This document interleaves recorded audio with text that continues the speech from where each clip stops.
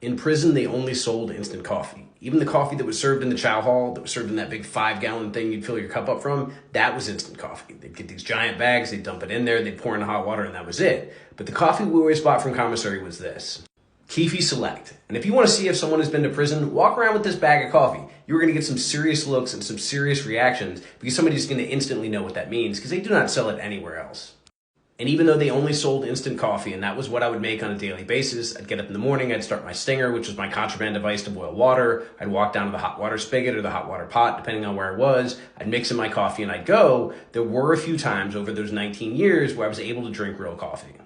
Generally, it was because I was working a job and had a supervisor who had a coffee machine. Because just because the incarcerated people didn't have coffee machines, the staff had plenty of coffee machines. They had nice coffee. Sometimes they had really bad coffee. I remember at one point actually having some Folgers and being like, I'm not sure this is any better than Keefe. But I was in an office one time. They said, hey, do you want a cup of coffee? And I was like, yeah. So I'm drinking coffee out of a real coffee cup, not a little plastic mug. I've got it. They're letting me put cream and sugar and all the real stuff in. And I just remember sitting there feeling like, this is it. This is a lap of luxury. As for how much coffee I drink now, well, I was on a call yesterday. I was in the middle of making a point. I stopped, took a sip of coffee, and then kept going. And they said, hey, did you just stop and have a drink of coffee? I said, yes. They said, yeah, I knew you were ADHD.